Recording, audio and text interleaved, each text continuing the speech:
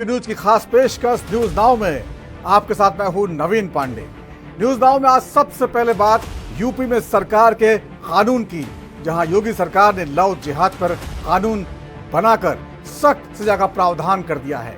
वहीं दूसरे सेगमेंट में आपको बताएंगे यूपी के विधानसभा सत्र में सीएम योगी और शिवपाल यादव के बीच चले तंज में क्यों सभी सदस्यों ने लगाए ठाके।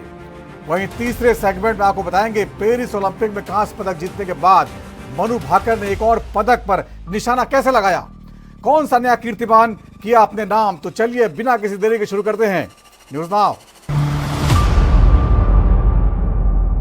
उत्तर प्रदेश में लव जिहाद करने के दोषी को ताउम्र जेल होगी, ये बिल आज विधानसभा सदन में पास हो गया। योगी सरकार ने विधानसभा में विधि विरुद्ध धर्मांतरण विधेयक पेश किया था, जो आज पास कर दिया गया। अवैध धर्मांतरण की बढ़ती घटनाओं पर नकेल कसने के लिए सरकार ने कानून का दायरा और सजा दोनों को बढ़ा दिया। लव जिहाद करने वालों के खिलाफ सख्त सजा का प्रावधान। उत्तर प्रदेश में धर्मांतरण संशोधित विधेयक पारित हो गया है। मंगलवार को विधानसभा में योगी सरकार ने इस विधेयक को पास करवा लिया है। इस विधेयक में लव जिहाद करने वालों के खिलाफ सख्त सजा का प्रावधान किया गया है। यूपी में लव जिहाद जैसे अपराधों पर योगी सरकार ने और कड़ी सजा कराने का फैसला किया है। इसके तहत लव जिहाद में आजीवन कारावास तक की सजा दिए जाने का प्रावधान होगा। लव जिहाद पर बने कानून के प्रावधान। नए कानून में दोषी पाए जाने पर 20 साल की कैद या आजीवन कारावास का प्रावधान है। अब कोई भी व्यक्ति धर्मांतरण के मामलों में FIR दर्ज करा सकता है। पहले मामले में सूचना या शिकायत देने के लिए पीड़ित माता पिता या भाई बहन की मौजूदगी जरूरी थी। लव जिहाद के मामलों की सुनवाई सत्र न्यायालय से नीचे की कोई अदालत नहीं करेगी। लव जिहाद के मामले में सरकारी वकील को मौका दिए बिना जमानत याचिका पर विचार नहीं किया जाएगा। इसमें सभी अपराधों को गैर जमानती बनाया गया है। लव जिहाद पर सीएम योगी का सख्त रुख। लव जिहाद को लेकर मुख्यमंत्री योगी आदित्यनाथ और उनकी सरकार लगातार सख्त तेवर में नजर आई है, क्योंकि इसकी आड़ में चल रहे धर्म परिवर्तन पर भी रोक लगाने के लिए कई प्रयास किए गए हैं। लव जिहाद को लेकर 2017 के विधानसभा चुनाव में योगी सरकार ने मुद्दा बनाया था। इसके बाद लगातार इस मामले में सरकार ने सख्त कानून बनाने की कोशिश की और इसके प्रावधानों को कड़ा बनाया है। अब जो बिल पास हुआ है उसके अनुसार लव जिहाद मामले में पीड़ित के इलाज के खर्च के बदले कोर्ट जुर्माना तय करेगी। कानून पास होने के बाद जहां बीजेपी इसे बच्चियों को बचाने के लिए एक सख्त कदम बता रही है, तो वहीं सपा प्रमुख अखिलेश यादव इसको ध्यान भटकाने वाला कदम बता रहे हैं। आज का दिन उत्तर प्रदेश के अंदर बहुत सारे ऐसी बेटियों और उनके माता पिता के लिए एक बहुत सुखद खबर बन करके आया है। उनके माता पिता के हृदय की पीड़ा की वेदना की हम लोग कल्पना नहीं कर सकते, जिनकी बच्चियां जिनकी बेटियां इन प्रकरणों में फंसती हैं और किस प्रकार की दुर्दशा का शिकार पूरा परिवार सामाजिक रूप से व्यक्तिगत रूप से वो होता है। बहुत बहुत अभिनंदन माननीय मुख्यमंत्री जी का आज के दिन। हर एक परिवार ऐसा जो इन प्रकरणों में उलझा हुआ है, फंसा हुआ है, वो कर रहा है और हिम्मत नहीं होगी किसी भी ऐसे व्यक्ति की, जिस प्रकार के प्रावधानों का इसमें उल्लेख है, हिम्मत नहीं होगी, साहस नहीं होगी, जिस प्रकार के कठोर इसमें दंड का प्रावधान किया है। बहुत बहुत अभिनंदन माननीय मुख्यमंत्री जी का। अनुपूरक बजट पेश किया गया है, कैसे देखते हैं इस बजट को, प्रदेश के विकास में कितना कारगर साबित होगा? देखिए, सीधे सीधे जो रोड मैप बना है उत्तर प्रदेश को 1 ट्रिलियन इकोनॉमी की तरफ आगे बढ़ाने के लिए, उस रोड मैप की तरफ सधे हुए कदमों के साथ बढ़ता हुआ ये बजट है। जिस तरह से पर्यटन और जो हमारा ट्रांसपोर्ट है, बसेस को लेकर के पूरे उत्तर प्रदेश के अंदर प्रावधानित किया गया है। मैं समझती हूँ जिस प्रकार से केंद्र का बजट है वो 5 ट्रिलियन इकोनॉमी की तरफ सधे हुए कदम, विकसित भारत की तरफ, उसी दिशा में जो उत्तर प्रदेश का बजट है वो विकास की दिशा, प्रगति की दिशा और आर्थिक उन्नति की दिशा, जो टूरिज्म की दृष्टि से देखा जा रहा है, उस तरफ कदम बढ़ाता हुआ ये बजट है। विधानसभा में पेपर लीक विधेयक भी पास कर दिया गया है, कैसे देखिए? देखिए बहुत और जिस तरह से मैं उसके उपबंधों को जब मैं देख रही थी, कोई भी ऐसा रास्ता छोड़ा नहीं गया है जिसके माध्यम से कोई भी अनुचित प्रकार से जो परीक्षा की हमारी प्रणाली है उसको कोई बाधित कर पाएगा। ये पूरी तरह से जो हमारे युवा हैं, उनकी जो मेधा है, उनकी जो क्षमता, उनकी जो तपस्या है, उसके साथ न्याय करता हुआ ये प्रावधान आया है। देखिए,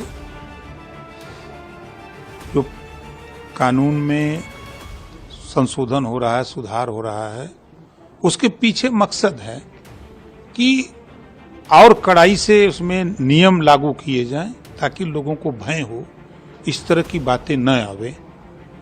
और विपक्ष जो बात कह रहा है कि खाली ये मुसलमान के लिए, खाली मुसलमान करता है, कहीं रजिस्ट्री है कहाँ, दिखाएंगे वो लोग? ये सभी धर्म के लोगों के लिए कानून बना है, न कि एक धर्म के लिए कानून बना है। ये सभी धर्म के लिए है। वो सिर्फ गुमराह इस नाते करते हैं कि मुसलमान उनका गुलाम बना रहे, उनको वोट देता रहे, वो सरकार बनाते रहें, वो मुसलमानों को धोखा देते रहें। मुझे तो ताज्जुब हुआ कि समाजवादी पार्टी का एक विधायक सवाल किया मदरसा आधुनिकीकरण को लेकर।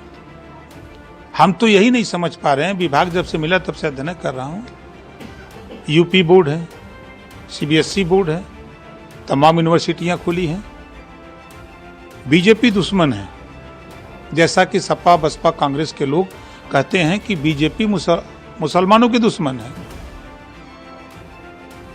तो पिछले 4 बार सरकार सपा की, 4 बार बसपा की, 50 साल कांग्रेस की, इन लोगों ने 4 गो यूनिवर्सिटी क्यों नहीं खोल दिया?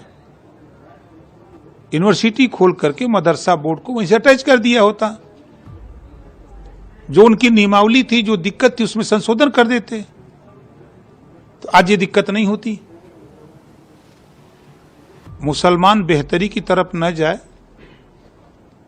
शिक्षा उसको न मिले, इसके लिए सपा बसपा कांग्रेस के लोग प्रयासरत करते रहते हैं कि ये अशिक्षित रहेगा तो बीजेपी के खिलाफ भड़का के हम वोट लेंगे, वोट लेके अपना आनंद करेंगे। देखिए, ये जो कानून आ रहा है कि लव जिहाद, आप बीजेपी से क्या उम्मीद करोगे? बीजेपी नौकरी थोड़ी देगी। अच्छा, बीजेपी इसीलिए हारी है क्योंकि इन्होंने महंगाई बढ़ाई, नौकरी नहीं दी और किसान को बर्बाद कर दिया। और अभी भी ये लोग उसी रास्ते पर हैं, उसी रास्ते पे हैं जिस रास्ते से ये हारे हैं। ये इसी तरह का कानून इसलिए ला रहे हैं क्योंकि इनका सांप्रदायिकता का दिया ये बुझने जा रहा है। ये जो कावड़ में तख्ती लगवाई थी और आज जो कानून ला रहे हैं, या उनका जो व्यवहार भाषा है वो इसीलिए ऐसी है क्योंकि सांप्रदायिकता का दिया फड़फड़ा रहा है, बुझने से पहले फड़फड़ा रहा है। क्योंकि सांप्रदायिक राजनीति देश से खत्म होने जा रही है, नौकरी रोजगार की राजनीति होगी। अरे वो चाचा को गच्चा किसी ने नहीं दिया, ये दिल्ली वाले को गच्चा दे रहे हैं। ये जो सहयोगी हैं, ये सहयोगी हैं जिन्होंने सहयोग दिया है। देखिए, ये धर्मांतरण परिवर्तन का कानून है और ये किसी एक धर्म या मजहब के लिए नहीं, ये किसी भी धर्म के कन्वर्जन से संबंधित है। और ये नया कानून नहीं है, ये पहले भी था। अब केवल उसमें उसकी सज़ा जो है वो बढ़ाई गई है। जैसे पहले ये 2 से 5 साल और 7 साल की सज़ाएं थी, अब इसमें आजीवन कारावास तक की सज़ा कर दी गई। दूसरा, इसमें पहले ये था कि एफआईआर या तो पीड़ित लिखा सकती है या उसके परिवार का कोई लिखा सकता है। अब उसमें संशोधन कर दिया है कि उसके जान पहचान का भी कोई व्यक्ति लिखा सकता है। तो कहीं ना कहीं आपने इसको एक बहुत ओपन एंड छोड़ दिया, लूज एंड छोड़ दिया है। कोई भी व्यक्ति जिसके मान लीजिए किसी से भी अपना व्यक्तिगत कोई दुश्मनी है, कोई बात है, तो वो भी लिखा सकता है किसी को भी। पुलिस के आपने इतना राइट दे दिया है कि वो एफआईआर लिखे और लिखने के बाद बिना नोटिस के, क्योंकि 10 साल से ज्यादा की सजा है, तो उसमें पुलिस को कोई परमिशन लेने की आवश्यकता नहीं कोर्ट से, उसको अरेस्ट करके वो सीधे जेल भेज देगी। तो ये तो पुलिस स्टेट को आप प्रमोट कर रहे हैं। और तीसरा, आपने उसमें ये भी प्रावधान कर दिया है कि जो पीड़ित है, जो आरोपी है, अगर वो कोर्ट में प्रस्तुत होता है बेल के लिए, तो उसको बेल बिना गवर्नमेंट काउंसिल को सुने नहीं दी जाए। तो आपने हर तरफ से एक इस तरह का एक कस दिया है। मैं इस बात को स्पष्ट करना चाहती हूँ कि कोई भी धर्म, कोई समाज और कोई भी समुदाय, और मैं अपने आप को इससे जोड़ती हूँ, जबरदस्ती धर्मांतरण के पक्ष में नहीं है। हम भी चाहते हैं कि इस तरह की घटनाओं पर रोक लगनी चाहिए, पर मैं संविधान की अगर बात करूं, जो बाबा साहब भीमराव अम्बेडकर का बनाया संविधान है, कि आप आरोपी को तो सजा दीजिए, पर किसी निर्दोष को अगर एक को भी आपने सजा दे दी तो हमारे संविधान का वो अपमान है। दरअसल इस बिल को लाने से पहले योगी सरकार ने बताया था कि अपराध की संवेदनशीलता, महिलाओं की सामाजिक स्थिति, दलित पिछड़े समुदाय से होने के आधार पर सजा तय की जाएगी। नए बिल में अवैध धर्मांतरण रोकने के लिए भी सजा और जुर्माने को बढ़ाया गया है। इससे पहले लव जिहाद की सूचना या शिकायत देने के लिए पीड़ित व्यक्ति, उसके माता पिता, भाई बहन का होना जरूरी था, लेकिन अब दायरा बढ़ा दिया गया है। अब इसकी सूचना लिखित तौर पर कोई भी पुलिस को दे सकता है और सूचना मिलने पर इसकी जांच की जाएगी। Special desk NB news. Uttar Pradesh विधानसभा में कार्रवाई के दौरान एक बार फिर सीएम योगी आदित्यनाथ ने शिवपाल यादव और अखिलेश यादव पर तंज कसे। यूपी विधानसभा में मुख्यमंत्री ने विपक्ष के नेता माता प्रसाद पांडे का स्वागत करते हुए बधाई दी। इसी दौरान उन्होंने पूर्व नेता प्रतिपक्ष शिवपाल यादव पर चुटकी भी ली। मुख्यमंत्री ने शिवपाल यादव को कोड करते हुए सपा प्रमुख अखिलेश यादव पर भी तंज कसा। हालांकि इसके बाद अखिलेश ने चाचा शिवपाल ने भी सीएम योगी के बयान पर पलटवार किया। शिवपाल के बहाने सीएम योगी का अखिलेश पर तंज। यूपी विधानसभा के मॉनसून सत्र में सीएम योगी आदित्यनाथ ने एक बार फिर शिवपाल यादव के बहाने अखिलेश यादव पर तंज कसा। दरअसल योगी आदित्यनाथ पूर्व में भी अखिलेश पर अपने पिता मुलायम सिंह यादव और चाचा शिवपाल यादव के अपमान का आरोप लगा चुके हैं। सदन में कई बार इस मसले पर हंसी ठिठोली भी कर चुके हैं। ऐसा ही नजारा मंगलवार को सदन की कार्यवाही के दौरान देखने को मिला। सीएम ने नेता प्रतिपक्ष माता प्रसाद पांडे को बधाई देते हुए शिवपाल यादव और अखिलेश यादव पर चुटकी ले ली। सीएम योगी ने कहा कि आपने चचा को गच्चा दे दिया। चचा बेचारा हमेशा मात खाता है, उनकी नीयत ही ऐसी है क्योंकि भतीजा हमेशा भयभीत रहता है। नेता प्रतिपक्ष, मैं आपका सम्मान करता हूं और आप दो बार इस माननीय सदन के अध्यक्ष के रूप में अपनी सेवाएं किए हैं और आपने पहला प्रश्न किया है आज यहाँ पर। पहले तो आपके चयन के लिए मैं आपको बधाई देता हूँ और ठीक है, अलग विषय है कि आपने चचा को गच्चा दे ही दिया। चचा बेचारा हमेशा ही ऐसे ही मार खाता है, उनकी नियति ही ऐसी है क्योंकि भतीजा हमेशा भयभीत रहता है।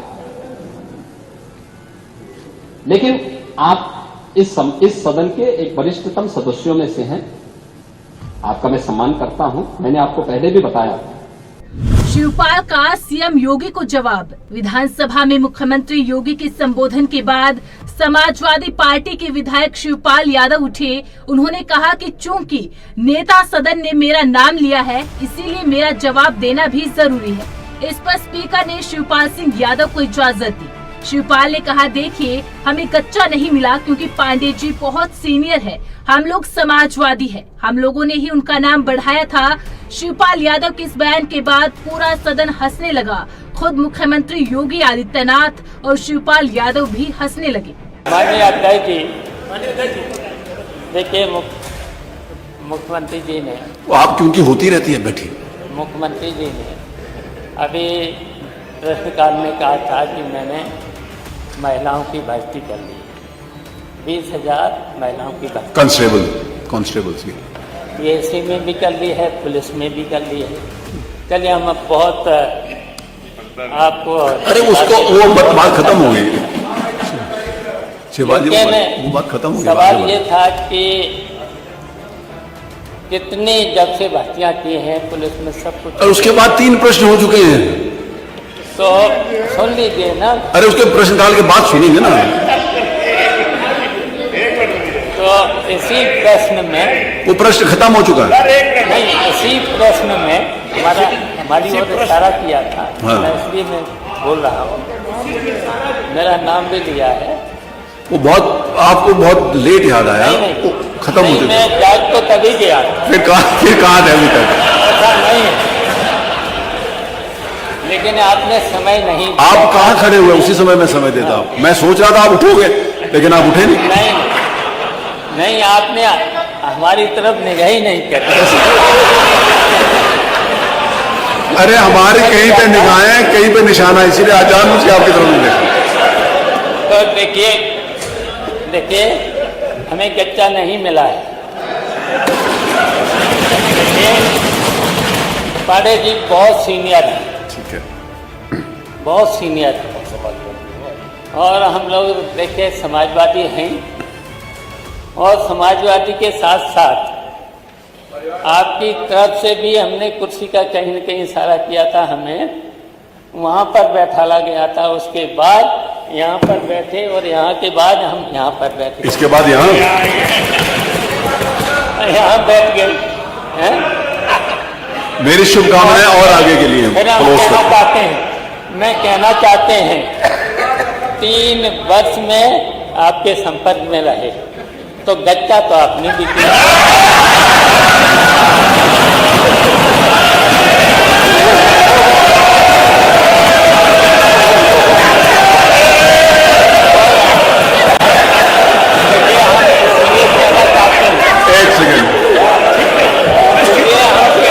अब तक तो आपको आदत हो जानी चाहिए। सुनिए ना अजय जी, जब आपने गच्चा दिया तो उत्तर प्रदेश इस चुनाव में पीछे रह गया, बहुत पीछे चला गया, समाजवादी पार्टी आगे हो गई। और फिर अब देख लेना 27 में समाजवादी पार्टी फिर से हरा देगी, और आपके जो deputy minister deputy chief minister हैं वो आपको फिर गच्चा देंगे। महिला और बाल अपराध निस्तारण में यूपी नंबर 1। आपको बता दें कि उत्तर प्रदेश के मुख्यमंत्री योगी आदित्यनाथ प्रश्नकाल में महिला सुरक्षा को लेकर सरकार की ओर से किए गए कामों से सदन को अवगत करा रहे थे। सीएम ने कहा कि महिला और बाल अपराध निस्तारण में प्रदेश पहले नंबर पर है। प्रदेश के अंदर एक महिला थाना हर जनपद में स्थापित करने के साथ साथ एक अतिरिक्त थाने की जिम्मेदारी भी महिला थाना अध्यक्ष को उपलब्ध करवाई गई है।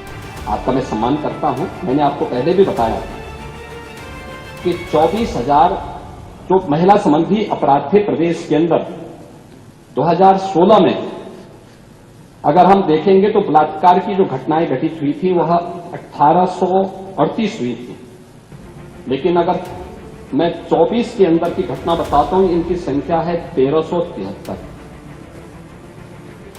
और मुझे लगता है ये घटनाएं बताती है 25% से अधिक की कमी इस बारे में बताती है कि अपराधी आबादी तो बढ़ी होगी इस दौरान, और आबादी बढ़ने के क्रम में अपराध कम हो रहा है, नियंत्रित हो रहा है।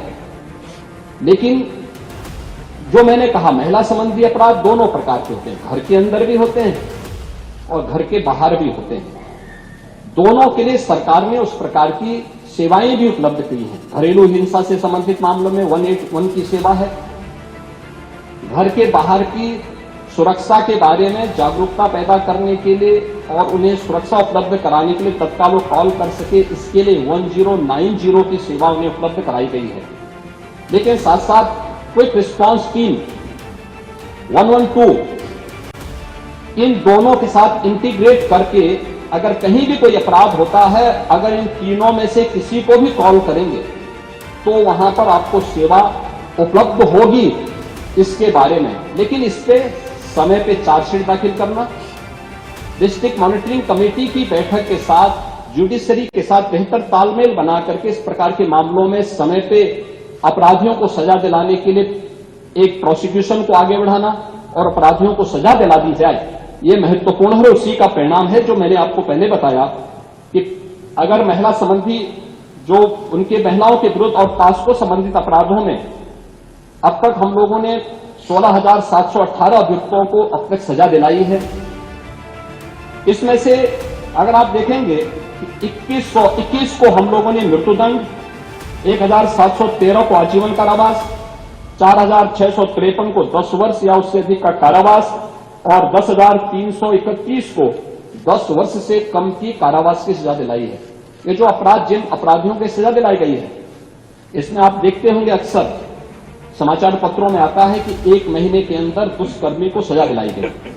ये प्रोसिक्यूशन को फास्ट करने, समय पे चार्जशीट दाखिल करने का परिणाम है। नहीं तो होता क्या है, जब हम लोग इसमें लापरवाही बरतते थे, सरकार संज्ञान नहीं लेती थी, विभाग संज्ञान नहीं लेता था, लोकल स्तर पर संज्ञान नहीं लिया जाता था, अपराध बढ़ते थे और फिर इनको हल्केपन से लेने का दुष्परिणाम क्या होता था कि हर ऐसा अपराधी स्वच्छंद होकर के अपराध भी करता था और फिर समाज उसके बारे में देखते हुए भी उसके खिलाफ कार्रवाई नहीं कर पाता था। लेकिन आज अपराधी के मन में भय है और उस भय का परिणाम आज हम सबके सामने देखने को मिल रहा है कि उत्तर प्रदेश का जो ई प्रोसिक्यूशन पोर्टल है वो देश के अंदर नंबर 1 पर है। और उत्तर प्रदेश इस मामले में ऐसे अपराधियों को सजा दिलाने के लिए, महिला संबंधी अपराधियों को, जो भी ऐसे अपराधी हैं उनको सजा दिलाने में उत्तर प्रदेश देश के अग्रणी राज्यों में। दरअसल सीएम योगी ने सपा प्रमुख अखिलेश यादव के PG+B के फॉर्मूले की धार कुंद करने के लिए उनके पुराने घाव पर चोट की। दरअसल समाजवादी पार्टी पर अधिकार की लड़ाई में अखिलेश यादव और उनके चाचा शिवपाल यादव के बीच तनातनी की लंबी कहानी है। बात यहां तक पहुंच गई थी कि शिवपाल ने अपनी अलग पार्टी बना ली और बीजेपी के साथ गठबंधन भी कर लिया था। हालांकि 2022 के विधानसभा चुनाव से पहले चाचा भतीजा एक हो गई। मौजूदा वक्त में अखिलेश सपा के सर्वमान्य नेता बन चुके हैं, लेकिन सीएम योगी ने शिवपाल को कुरेदने की कोशिश की, क्योंकि ऐसी उम्मीद जताई जा रही थी कि अखिलेश सदन में विपक्षी दल के नेता की कुर्सी शिवपाल को देंगे। लेकिन अखिलेश ने यहां भी बड़ा गेम खेला और शिवपाल के बेहद करीब माता प्रसाद पांडे को विपक्ष का नेता बनाकर एक तीर से 2 निशाने साध दिए।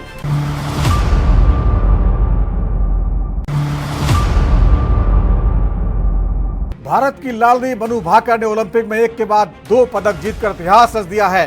पहले मनु भाकर ने 10 मीटर एयर पिस्टल इवेंट में ब्रॉन्ज मेडल जीता था और आज 10 मीटर मिक्स्ड टीम इवेंट में सरबजीत सिंह के साथ मिलकर ब्रॉन्ज मेडल पर एक बार फिर निशाना लगा दिया। मनु भाकर का पेरिस ओलंपिक में लगातार दूसरा मेडल है। इसके साथ ही मनु ओलंपिक इतिहास में ऐसी पहली भारतीय खिलाड़ी बन गई हैं जिन्होंने एक ही ओलंपिक में 2 मेडल अपने नाम किए हैं। दूसरा मेडल जीतते ही मनु को बधाई देने वालों का तांता लग गया है। सोशल मीडिया पर उनके नाम पर धूम मची हुई है। देखिए हमारी खास रिपोर्ट।